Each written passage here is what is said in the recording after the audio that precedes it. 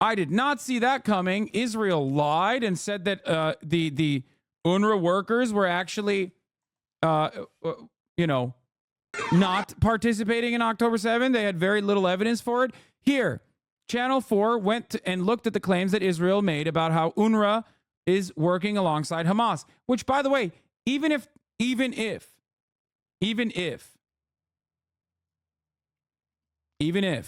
and by the way, U.S. has also admitted that it hasn't verified Israel's UNRWA claims despite cutting off access to UNRWA already. Even if it was true that 13 of UNRWA's 13,000 Gazan employees participated in October 7, you cannot shut off access to the only fucking refugee relief works agency that is created to keep Palestinian people alive when there's an ongoing ethnic cleansing campaign happening. 13 out of 13,000? Even if it was true, that's fucking still ridiculous. But it turns out, in the most Israel way possible, maybe those claims are not true. Children in Gaza are hungry, and the fear is that they're about to get hungrier. Donors to UNRWA, the main UN agency that supports Palestinians, including the UK, withdrew their funding 10 days ago because of allegations in a confidential Israeli document that this program has now seen. The document repeats an allegation the Israel Defense Force has made many times, that the Hamas terrorist organization has been methodically and deliberately emplacing its terrorist infrastructure in a wide range of UN facilities and assets, but provides no evidence to support its explosive new claim that UNRWA staff were involved in the terror attacks on Israel, just stating, from intelligence information, documents and identity cards seized during the course of the fighting, it is now possible to flag around 190 Hamas and Palestinian Islamic Jihad terrorist operatives who serve as UNRWA employees. More than 10 UNRWA staffers took part in the events of the 7th of October. Israel gave the document to donors just after the International Court of Justice in The Hague made an interim ruling on a charge of genocide against Israel. Israel must take immediate and effective measures to enable the provision of urgently needed basic services and humanitarian assistance. It is utterly shocking that the donors who accuse UNRWA of instrumentalizing aid, as they have done, are themselves weaponizing UNRWA. It is a violation of international humanitarian law. It's a violation of international principles. It's a violation of the ruling by the ICJ, which says nobody.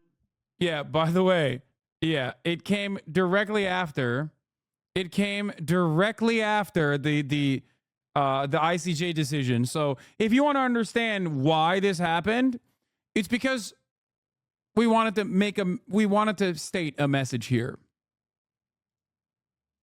Okay?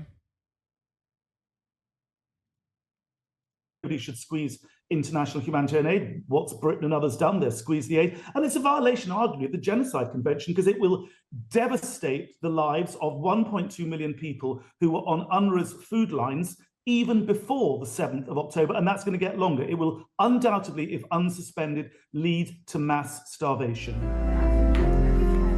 Apart from emergency aid, UNRWA runs schools, hospitals and other services for 5.9 million Palestinian refugees across the Middle East.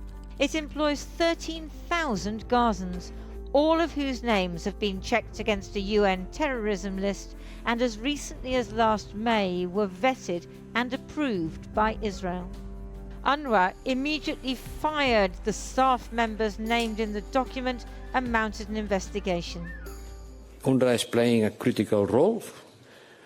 It's true that the Israeli government has been very critical of UNRWA, not now, from many times ago, but we cannot punish 2 million people by depriving them from the support that UNRWA is providing.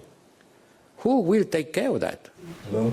The Israeli Prime Minister, who met a UN delegation last week, is angry that UN reports about the dire humanitarian situation in Gaza were cited as evidence in the genocide hearing, adding to his anger that UNRWA staff allegedly took part in acts of terror. I think it's time that the international community and the UN itself understand that UNRWA's mission has to end. Fucking Nazi piece of shit. Today, UNWRA released photographs they say show a food aid truck in Gaza which was hit by Israeli naval gunfire. The Israelis haven't yet commented. In Gaza, the suffering never seems to end. Today, the UN Secretary General announced an investigation into UNRWA to be headed by a former French foreign minister. If UNRWA were forced to close, another organisation would have to step in. Under international law, in the West Bank and Gaza, the occupying power, which is Israel, would be held responsible. Well, earlier I spoke from our studio to UNRWA's spokesperson, Juliet Tuma, and I began by asking if they had received any evidence from Israel to support the allegations being made. There is an ongoing investigation that is not conducted by UNRWA. It is being done by the highest investigative office of investigations in the United Nations. That investigation is ongoing, and they are going to do their work and look into all these allegations. When was the last time UNRWA had given a list of employees or contractors to Israel? Every year, we send a list of all our staff working with us across the UNRWA is the United Nations Relief and Works Agency for Palestinian Refugees. It is the single most important refugee agency that exists, okay, for Palestinians. They hire 13,000 Palestinians. They literally, they clothe them, they feed them. It is designed and established specifically because of Israel's genocidal actions, okay? It is an agency directly propped up as a consequence of Israel's ongoing ethnic cleansing, ethnic displacement campaign, okay? It's crazy.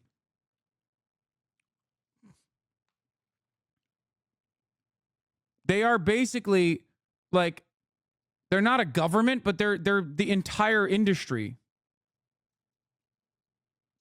And for the record, yeah, they are also directly stopping aid by letting Israeli civilians sit in front of the trucks. They're letting Israeli civilians sit in front of the trucks to deny aid going into Gaza. And Israel itself bombed an UNRWA relief truck.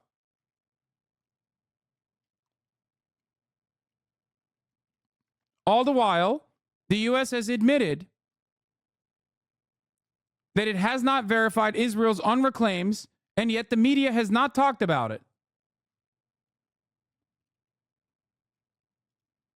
The region to the host governments, and we have not received. Israel is, all nations lie, but Israel lies so much more. Like, as someone who has criticized American foreign policy in perpetuity, I have never seen a country lie so much. Every fucking organ of propaganda is just straight up, like, lying in the absolute dumbest ways too. Okay? With no real interest in even like trying to cover it up, because they're playing in journalist difficulty, because the media oftentimes has baby gloves. Okay? You've never heard of Serbia and Russia? Brother, actually, it's pretty good. Russia is like, you know what? No, Israel is even worse than Russia. Why? Because Russia at least adopts an interesting technique where Russia plays both sides of the equation in the Western world. Okay? Russia lies all the fucking time too, of course. But let me tell you something. Russia also adopts this very interesting strategy where, at least because they're a foreign adversary, they have to find creative ways of lying. Their goal is to destabilize, right?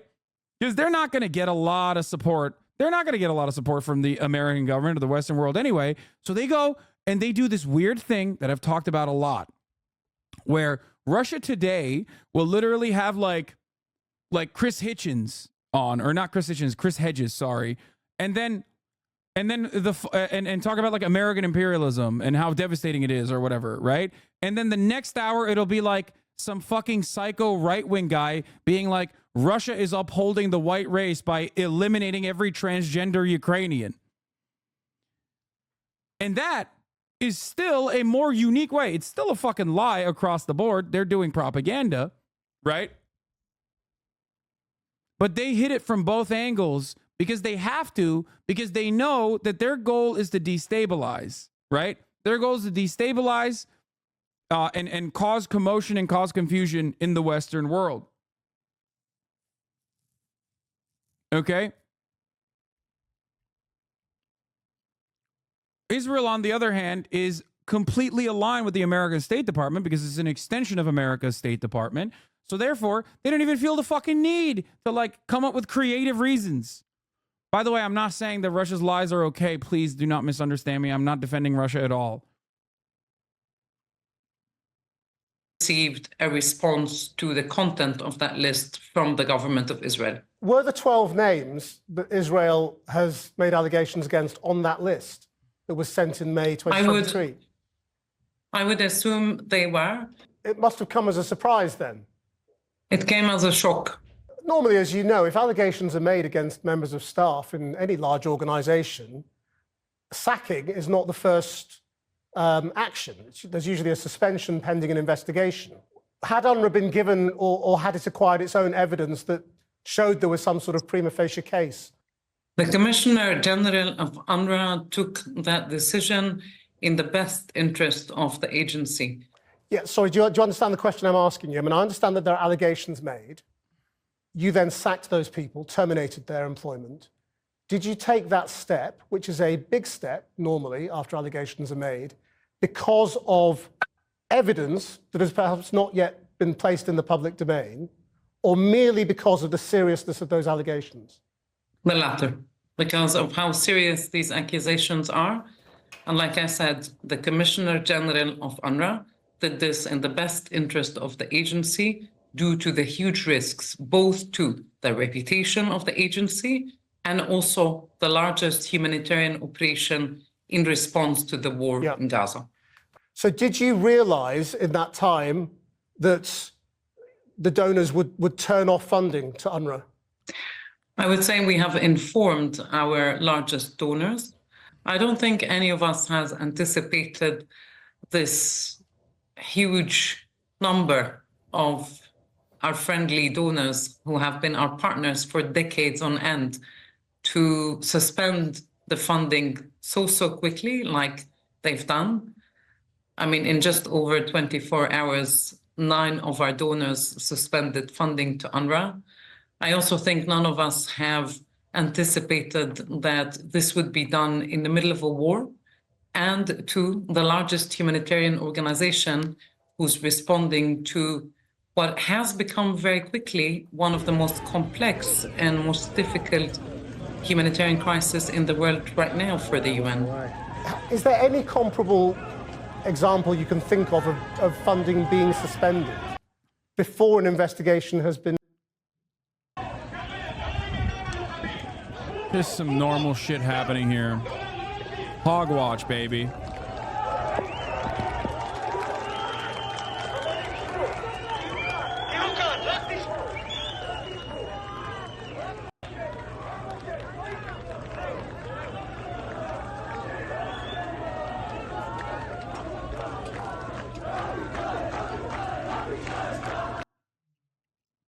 Better sanction those individuals. Yeah, Biden sanctioned like 4 people, by the way, called it a fucking day. And Israel is so used to just like unconditional support from the U.S. that like they were complaining about 4 fucking settlers in the West Bank getting sanctioned. It's like, bro, there's at least 75,000 American citizens that are currently participating in an illegal act of terror, okay? Settler terrorism is illegal under international humanitarian law. Those are American citizens that are in the West Bank right now. Sanction every single one of them. Are you out of your fucking mind? 4 people? 75,000 immediately. It's crazy. Reported. Nothing. I would literally, dude, magic wand, okay? Criminally prosecute every single American citizen that went and fought with the IDF immediately. I think every nation that claims to care about international human rights law should abso-fucking-lutely criminally prosecute every single motherfucker, whether they're from Australia, whether they're from England, whether they're from the United States of America, that flew into Israel to fight in the IDF. Every single one of them should be prosecuted as murderer terrorists. Okay? I don't care. I'm sorry if you have friends that fucking did this very same thing that I'm talking about. I'm sorry. They should 1,000,000% be prosecuted to the full extent of the motherfucking law for the war crimes that they contributed to.